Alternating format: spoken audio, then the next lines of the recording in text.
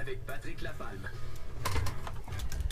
Patrick Lapalme de chez Remax et Naudière. Salut Patrick. Bon matin Sylvain. Il a réussi à se rendre. Bien certainement. Ben oui.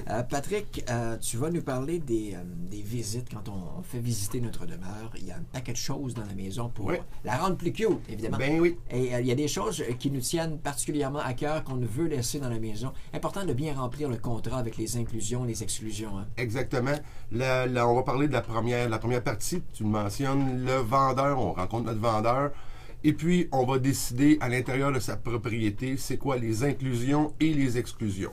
Donc, dans la majorité des cas, tout ce qui va toucher les appareils d'éclairage, de chauffage, de climatisation, c'est des installations qui sont par attache et réunion, qui vont être vissées dans la propriété, vont demeurer sur place. Sauf si on mentionne que c'est exclu. Exactement. Si on mentionne qu'on les exclut.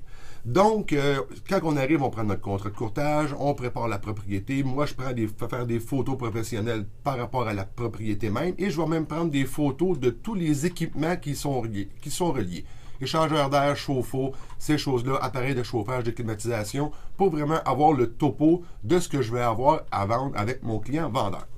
Ensuite de ça, tout est beau, tout est là, tout est mis en place. Ce qui peut arriver, c'est que là, on a une visite, un client va se présenter, lui, avec toutes les fiches descriptives qu'on lui a déjà proposées et données et remis, il va avoir une liste d'inclusion et d'exclusion. Ça peut être là, des luminaires, des lave-vaisselle, des choses comme ça. Moi, j'ai une preuve comme quoi que c'est tel lave-vaisselle qui est là, tel équipement de chauffage qui est dans mon dossier, tout est là.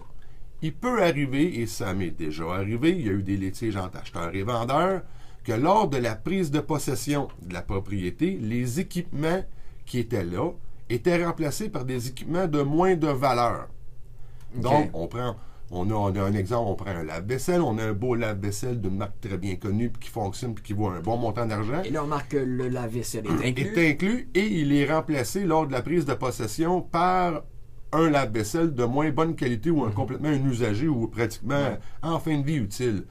L'acheteur, il faut se rappeler, quand on fait une promesse d'achat, on va écrire la date à laquelle notre client va avoir visité la propriété.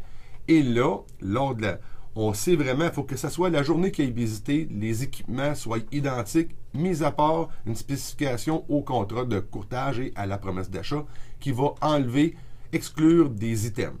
On peut aussi s'en servir pour négocier durant la transaction, mais c'est vraiment s'assurer que nos items qui sont sur la propriété là, lors de la visite avec l'acheteur, qui en plus nous fait une promesse d'achat, soient identiques. Est-ce qu'on devrait prendre des photos?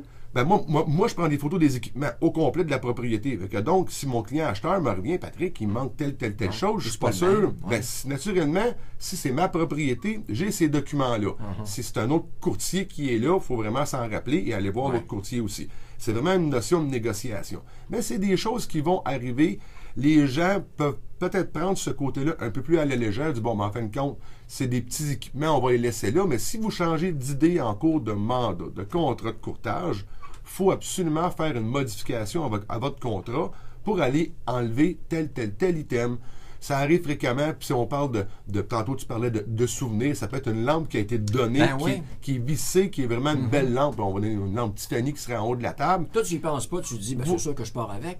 Oui, il faut l'inclure. Il faut vraiment l'enlever. Et puis, il faut vraiment l'exclure. C'est-à-dire, pas l'exclure.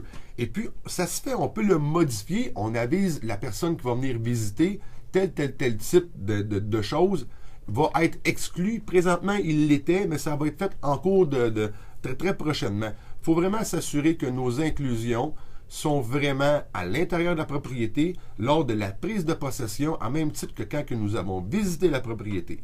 Il y a un recours qui est très, très, très possible de l'acheteur vers le vendeur en lui disant qu'il manque tel type d'équipement.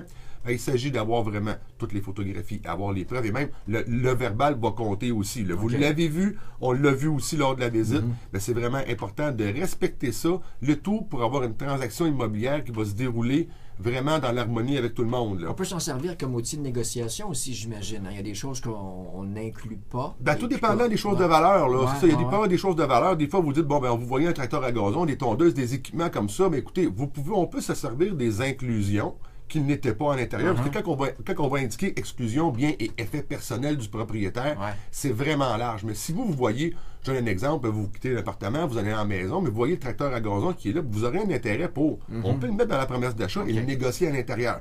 Ça là, les inclusions-exclusions ont une valeur directement reliée au prix de vente et lors de la production de la promesse d'achat, ben, c'est une incidence qui est vraiment importante à vérifier. Patrick, pour te joindre, pour réentendre une de tes chroniques, on fait comment? Ben, super simple. 1, mon channel YouTube. 2, mon Facebook. Venez vous me voir en grand nombre. Le patricklapalme.com aussi, tout est disponible. Vous avez des questions, informations, commentaires aussi, vous ne pas au 450-499-5544. Un plaisir de vous parler. Et je veux en profiter pour saluer toute l'équipe de chez Remax Lanaudière. Bien, certainement. Ça va être très, très fort, puis on vous salue. Un but, une passion vendue, Patrick Lapalme. Oui, monsieur.